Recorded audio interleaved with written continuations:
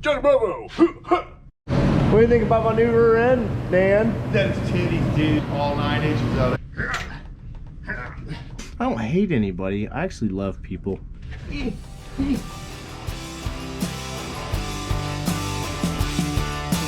Oh my gosh. We have a 9-inch. What do you think about my new rear end, Dan? That's titties, dude. Is it? Yeah, that's titties. That is everything a man can ever want in a rear end. Oh, is it now? Yeah. Well. All 9 inches of it. That's what I was saying.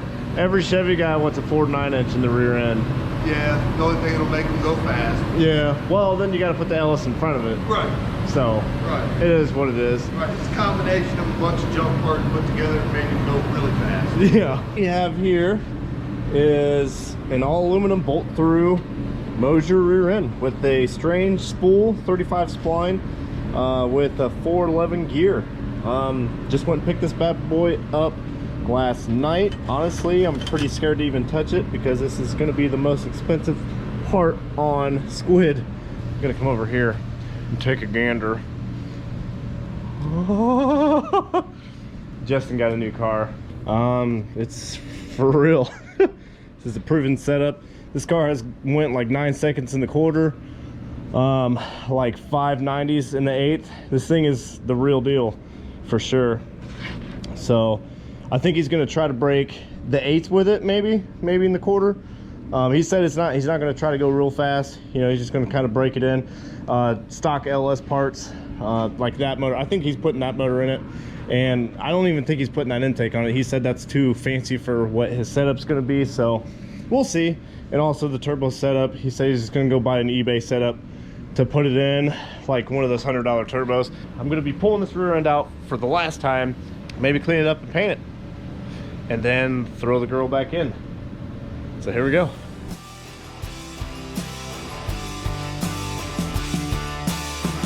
Whew. So that didn't go too bad, actually. There wasn't much to actually do to it anyways, just unbolting a bunch of loose nuts and bolts. So this is actually going to be a very highly anticipated moment for me and you guys, because we're actually going to be lifting up on the back of here. Obviously it's not as strong as what it is going to be once we, you know, we're going to weld some tube here, bend it, and then boop, do some 90s up in the deer. But yeah, we're going to go ahead and I'll probably jack it up on this angle because it will be stronger. All right, we're just trying to get it up high enough to where we can get the slicks out of it. We might have to take the tires off as well, honestly. This thing is coming right up. Johnny Bravo! Okay.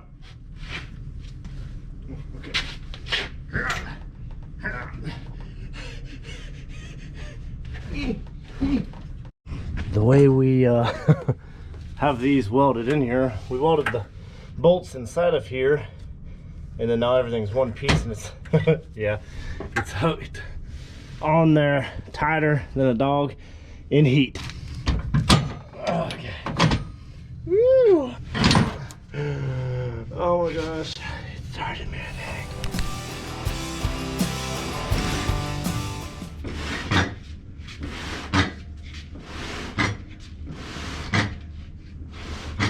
It's so bare back here. Yeah, these bars, honestly, to take this thing back out, I might just, the next time I'm gonna take all these bars off, because that was kind of a bitch. All right guys, so here's what we're going on. We got a little bit of a schedule change here. So Dan has been making something up for us to bend some tubing here that we have to weld up for the handle so that we can actually have some leverage when we go to bend this stuff. And so what we're gonna have to do is just kind of weld her on there like that and send it, I guess. So here we go.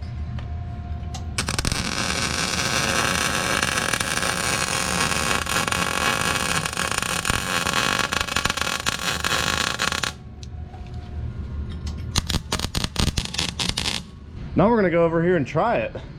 See if we can actually bend some tubing with this sucker. What do you think, Dan? Well, I think it'll work, Coben.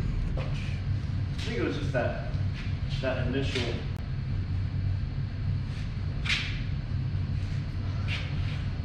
Look at this fabrication going on here. Would you just look at it? Isn't that something? This is so. Yeah, we got 45-degree bend out of this jig. The only thing it keeps doing though is it keeps grabbing the die. All right, we're in the back of squid now, and actually, I think a 45-degree bend is gonna be stellar because we're just gonna go in there like this, or if the shock wasn't in the way. Well, I'll be dipped in a bucket of dog piss. Look at that. There's just no way that should work. Well, yeah, we'll probably go like halfway on this tube, and then obviously we need to get some 2-inch flat stock and then cut probably 2-inch sections of it, and then put some freaking gosh darn fish plates in here. I was trying to decide on what color I was going to paint the rear end on that deal, but I ended up making up my own mind. I'm gonna save some money. I'm gonna go with some white because I got it for Poe to paint his wheels, and I never got around to doing that. Obviously, they've been in the truck. I should probably, I'm gonna be pulling the axles out of this job and everything else, so here we go. Whew. Okay, a little earthquake test, make sure it's not gonna fall over. Good to go. Okay, so a couple things we need to do is get these bolts out so we can get these pulled away from this job. And honestly, stuff like this, like these little holes inside of this hardware that we're taking off and stuff, that's what'll take a good part and just make it an extremely good part. Be extremely like a bad part, and then make it a better part, and then make it an extremely good part, because they're taking the time to actually put the right hardware in there so that we can actually make sure that they don't back out. We can put a piece of sliver of steel in there and we can hook them together and all that kind of jazz. So it's just nice to have nice stuff sometimes. So go ahead, take it. All right, probably the correct way to do this would be to not let this hang on the gosh dang Billy Whopper, but this is what we're doing. So yeah. Also, we have to weld these in there as well. All right, so now we're actually going to leave this clamp on there to kind of keep this on. Like I said, you probably don't want to do that, like especially after I said that's nice to have nice stuff, but that's why we can't have nice things, because we do stuff like this, sillies. Okay, so we take the C-clip dilly majig off here, and this aluminum plate dog here, and then the axle comes out of there, sort of, kind of. I think it kind of came out of there a little. Difficult the last time to do. Jiminy crickets. Sure that's not a cough idea. Okay. Need a. Get these out of there. A sliver plate out of here as well. That can hold it up. Some of you might be asking why I'm about to do what I'm about to do, and that's simply because we have the good parts to do it with. These are Moser axles. Think I'm scared? Not tie. Ha! Look at that. Woo! Oh, chica. Okay, so this is another thing I wanted to get. I want to make sure that these axles are actually going to fit in here to make sure that this is actually a 35 spline. If it is, it should fit. It always makes me nervous because some people don't know, and I don't know, mostly I don't know. You guys do, but I have no freaking clue. So we're gonna make sure this thing fits in here, and hopefully it does. Okay, it's sliding in the tube. Oh, yes. Frick yeah, baby. Oh.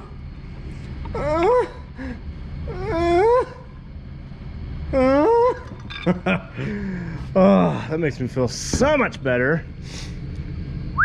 That is, like, you guys have no idea how nerve-wracking that is for me. So now that we have this side off, I'm kind of gonna have to lay this thing down because we screwed up. Now we have to get that side off as well, so that sucks. Because actually I have this in here, just in there as a little spacer deal to, this is actually, I think this is Mosier or something. Oh, I put it in the other way, my bad. Yeah, it's a Mosier deal, I think, but it'll come out of there once I get that other axle out.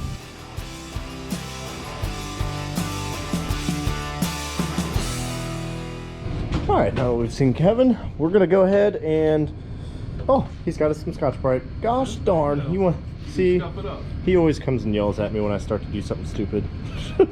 I asked him, I was like, should I just, you know, just kind of fluff it up just with a wet rag and then paint it? And he's like, why don't you Scotch-Brite it, you idiot? So we just gotta weld it here, weld it there, weld it there, weld it there, and here.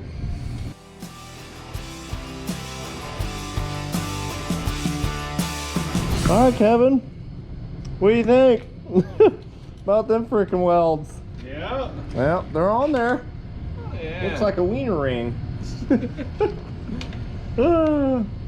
Yep, got it in there on that side, this side, on the bottom, the inside there, all the way around. So, guess we'll scuff her up and.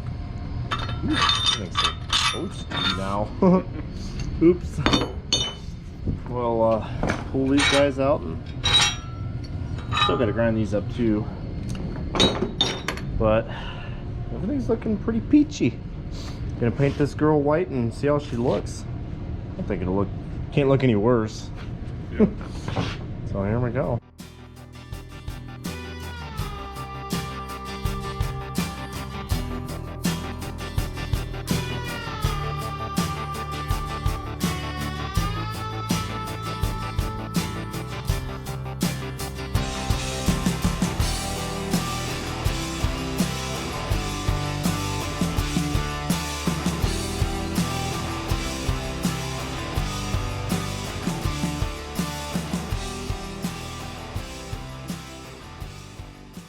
Alright guys, so we have a wiener.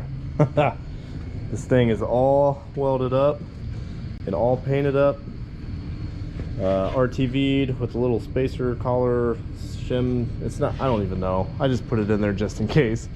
But yeah, everything went on swimmingly. We even torqued all these nuts down to torque spec. It's 35 foot-pounds, and Kevin was watching me to make sure I fucked it up. Woo! All right, guys. So Kevin left. He said he's got to work in the morning. I do too, but it's like 9:30. So what we ended up doing is getting everything back up and going. Honestly, really excited how this thing actually is turning out. So, man, it was kind of a process, but it is looking sexy.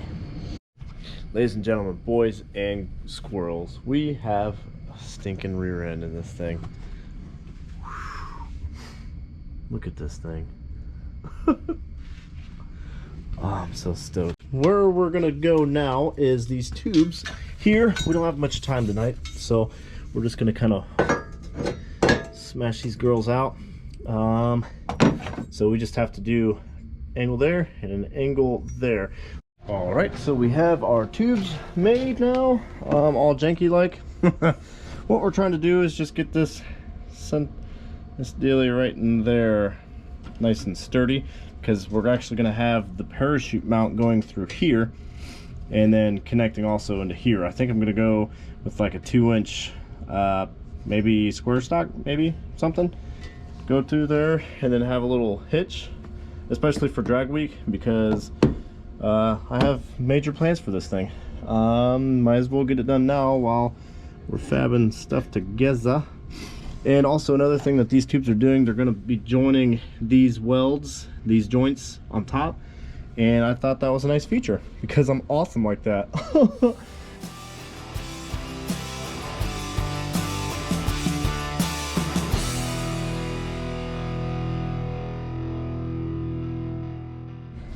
Woo!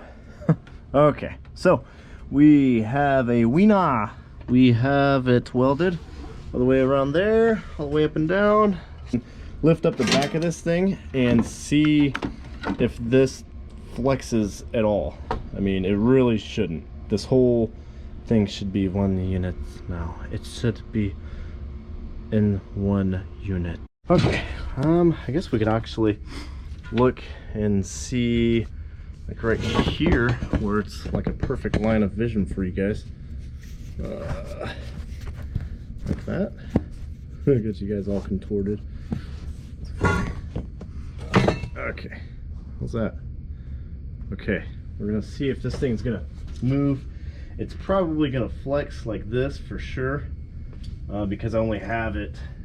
It's basically, it's only, all of the load is getting transferred from the forelink where it's welded into the side rockers there and up on top. So it's definitely gonna have some flex to it. I still need to weld a tube on the top there, and we need to weld 2 more tubes forward and then to the side, and I think that should get it for the back half. But I'm kind of curious to see if it'll show up on footage, if it's going to flex or not, which I'm not too worried about it. I mean, this thing's not done.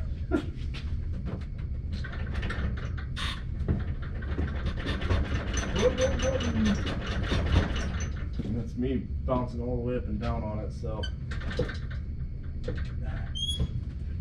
I'm saying it definitely has some flex, but we'll be good. Like I said, we still have a few more tubes to put in this sucker, and once we do, this thing's gonna stiffen up each bar at a time. I can, you know, deliver on my promise of getting this thing out before the salt's off the road. I want to be able to do a test hit on the road before the salt is off the road. We have the front bars to come down, the A-pillars, and then we will tackle the front of the car more than what we have already. So stay tuned, guys. I love you guys. We'll see you on the next one.